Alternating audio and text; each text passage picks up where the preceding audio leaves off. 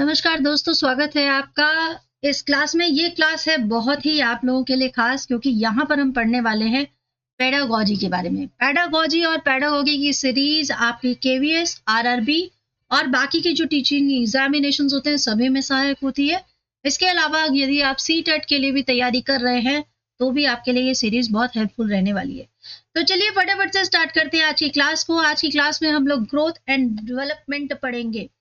विकास और वृद्धि, growth and development, ये एक ऐसा चैप्टर है जो कि आपके एग्जामिनेशन में बहुत सारे क्वेश्चंस लेकर आता है। इसको समझना बहुत ज्यादा जरूरी है। बहुत प्यार से, बहुत इत्मीनान से समझिए। विकास और जो ग्रोथ है वो कैसे एक दूसरे से जुड़े हैं और कहाँ पर जाके भिन्न है, दोनों ही चीजें हमें पढ़नी है। मानव विकास की यात्रा जन्म से वृद्धावस्था तक, यानी बर्थ से लेकर जब उसकी डेथ होती है तब तक की जो पूरी यात्रा है वो ही उसकी ग्रोथ और डेवलपमेंट का पार्ट है। वृद्धि यानी कि ग्रोथ, जब आप साइज में बड़े हो रहे हैं, आपका आकार बड़ा हो रहा है, आपकी हाइट बड़ी हो रही है या आपका वेट बढ़ रहा है, तो ये जितनी भी मात्रात्मक वृद्धि होती है, जो लंबाई में आकी जाती है, वजन में आकी जाती है, वो सब ग्रोथ कहलाती है। और वही यदि मैं विकास की बात करूं तो जो क्वालिटी वाले चेंजेस आते हैं आपकी स्किल्स में, आपकी योग्यता में, आपके व्यवहार में, and these continues throughout life. These changes are like, अभी तो ऐसा नहीं है ना कि ये परिवर्तन बस आज आया है कल नहीं आएगा। कुछ ऐसे गुण और व्यवहार का परिवर्तन जो आपकी पूरी जिंदगी में आता ही रहता है, that comes under development. Okay, तो ग्रोथ और डेवलपमेंट एक दूसरे से जुड़े भी हैं और भिन्न भी, क्योंकि एक है जो क्वांटिटेटिव इंक्रीज बताता है आपके हर एक हाइट और वेट में, वही एक क्वालिटेटिव चेंजेस जब आपके लाइफ में आते हैं तो वो आपके डेवलपमेंट का पार्ट होते हैं। अब बढ़ते हैं करेक्टरिस्टिक्स ऑफ डेवलपमेंट, यानी आपके जो विकास है उसकी विशेषताएं क्या क्या है। इसमें हम देखेंगे कि एक कंटिन्यूस प्रोसेस है ना, क्योंकि आपने गर्भ धारण किया और जब आपकी मृत्यु हो रही है, I am sorry to say that, but it continues, ठीक है, फ्रॉम कंसेप्शन टू डेथ आपका डेवलपमेंट बढ़ता ही रहता है। क्या आप ये कहना चाहेंगे कि मैम मेरी हाइट तो एक टाइम के बाद नहीं बढ़ रही? यदि आपके मन में ऐसे क्वेश्चंस आ रहे हैं तो आपको याद रखना है कि ग्रोथ अलग है, डेवलपमेंट अलग है, ठीक है, यही तो हम पढ़ रहे हैं। क्रमिक विकास का ये क्रम है, यानी सिक्वेंशियल लेवल पे होता है।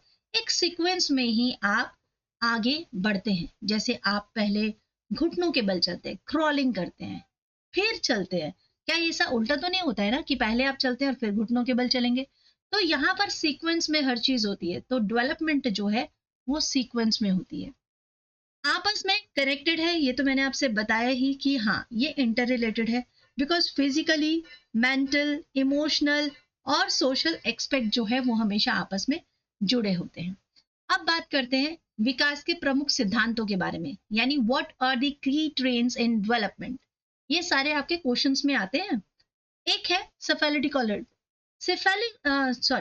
सेफालोकाउडल इज, ये एक वर्ड थोड़ा सा मैं भी कंफ्यूज होती हूँ। सेफेलोकॉर्डल जो मस्तिष्क से पैर की तरफ, यानी ऐसे डेवलपमेंट चेंजेस जो आपके शरीर से, आपके सिर से शुरू होंगे, आपके पूरे शरीर से होते हुए जो आपके टो तक जाते हैं, यानी आपके पैरों की उंगलियों तक जो विकास होगा वो सेफेलोकॉर्डल कहलाएगा, ठीक है।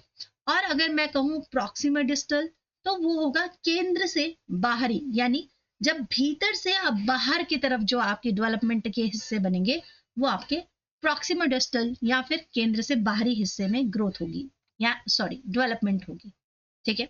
अब बात करते हैं स्टेजेस ऑफ डेवलपमेंट की। विकास के चरण बहुत बहुत इंपॉर्टेंट है।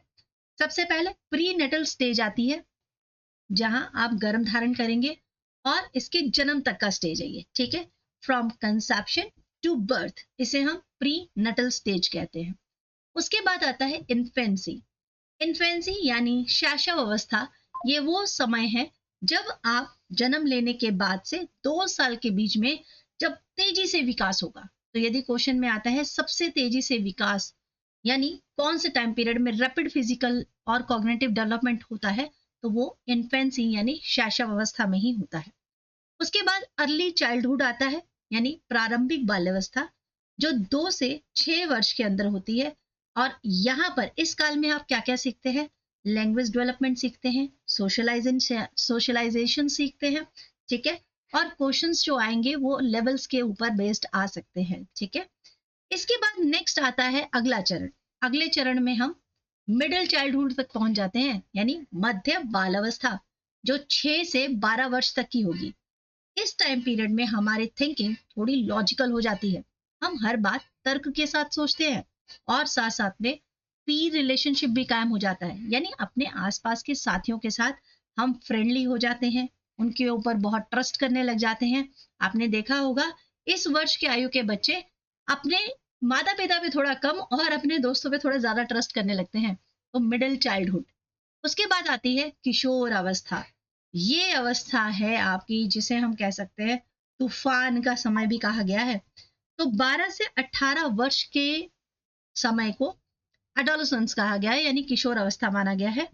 इसकी यही वो टाइम पीरियड है जब आपकी आइडेंटिटी फॉर्मेशन का समय, आप सबसे ज्यादा परेशान होते हैं अपनी आइडेंटिटी के लिए कि मैं ये क्या कर रहा हूँ, क्यों कर रहा हूँ, मुझे क्या बनना है, मेरी इस समय पे पहचान क्या है। तो इसको हम तूफान का समय भी बोल सकते हैं। ये विकास के चरणों के बाद जो आता है वो आता है फाइनली अडल्टहुड का समय, और उसके बाद ओल्ड एज का, जहां आपकी पर्सनालिटी स्टेबल है, ठीक है, स्थिर हो गए। अब आपका व्यक्तित्व जो है, आप मैच्योर हो गए हैं, आपका डेवलपमेंट भी जो है एक टाइम पीरियड तक आ गया है, और अब आप अपने कैरियर की बात करते हैं, अपनी फैमिली लाइफ की बात कर रहे हैं। अब आपका उस समय का ये चरण चल रहा है। अब बात करते हैं वो कौन से फैक्टर्स हैं जो डेवलपमेंट पर यानी विकास पर इफेक्ट कर सकते हैं। एक तो हो सकता है हेरिडिटरी, हो सकता है ना कि आप जेनेटिकली एक दूसरे से भिन्न क्यों हो सकते हैं, क्योंकि आपके जो आनुवंशिक गुण हैं वो सबके अलग अलग होते हैं, हर एक वंश के अलग होते हैं। आपने कई बार सुना होगा कि डॉक्टर के पास यदि कोई पेशेंट जाता है और वो कहता है मुझे शुगर हो गया है, तो सबसे पहले पूछा जाता है कि अच्छा आपके माता पिता को था, या आपके दादा दादी को था, या नाना नानी को था। क्यों पूछा जाता है कि हाँ आपकी हेरिडिटरी में भी हो सकता है ये गुण पाया जाए या ये अवगुण पाया जाए। तो जेनेटिक जो होते हैं पोटेंशियल वो भी डिटरमाइन होते हैं और डेवलपमेंट में बहुत ज्यादा असर करते हैं।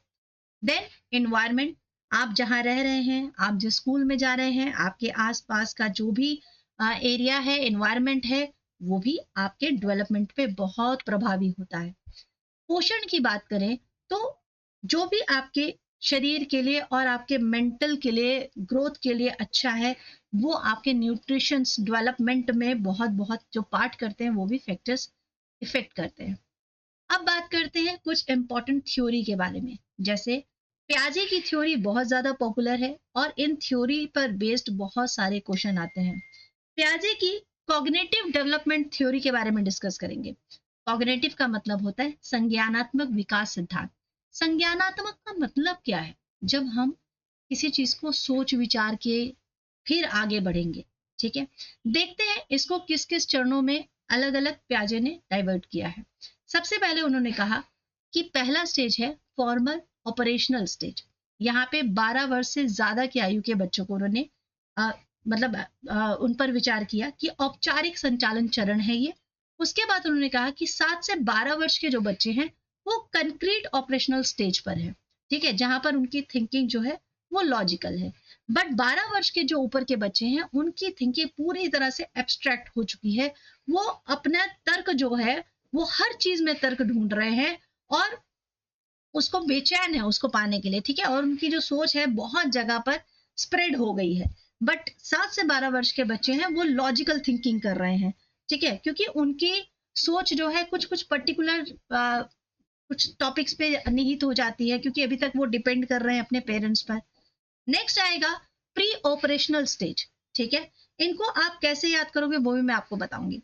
प्री ऑपरेशनल स्टेज वो ऑपरेशनल स्टेज है जहां बच्चा सिंबॉलिकल थिंकिंग में आ चुका है।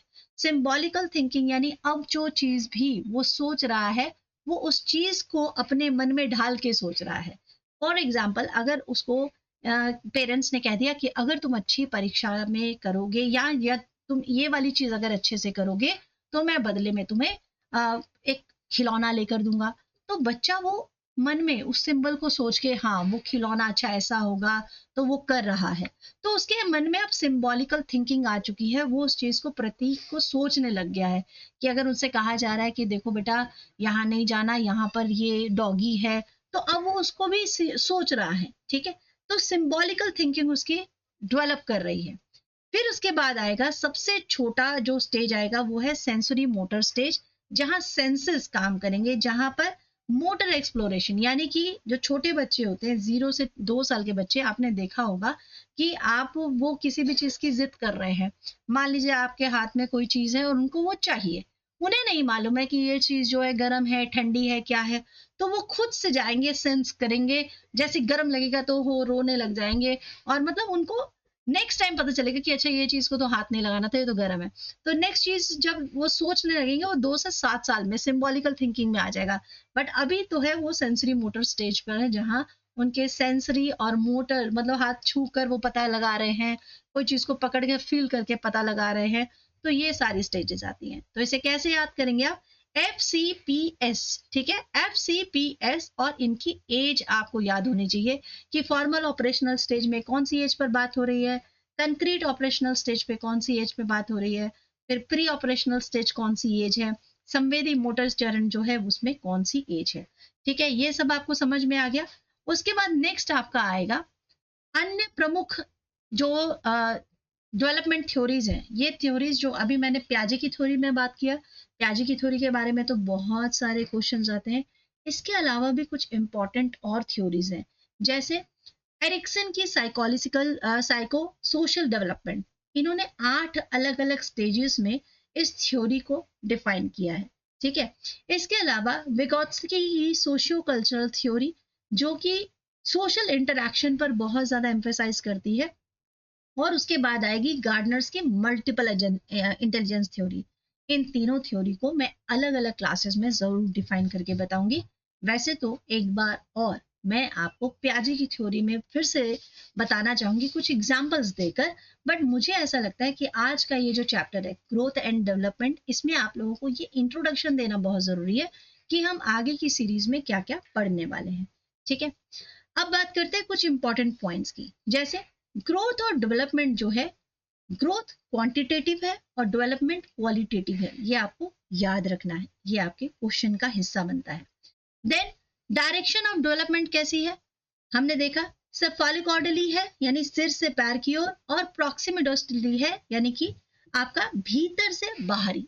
ठीक है, भीतर से बाहरी, तो ये आपको याद रखना है विकास की दिशा में।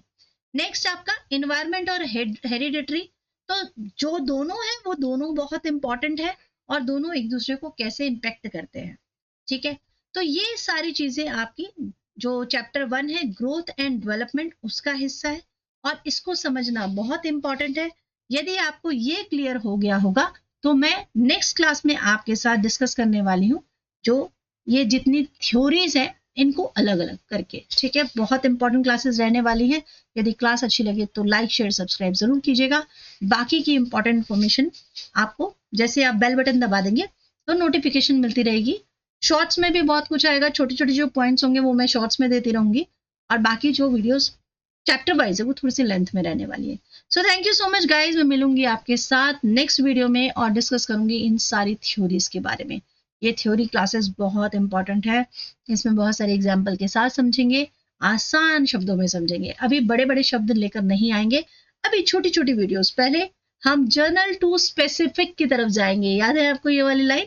तो हम पहले कॉमन थोड़ा समझेंगे, फिर धीरे धीरे थोड़ा सा टफ लेवल की तरफ चलेंगे।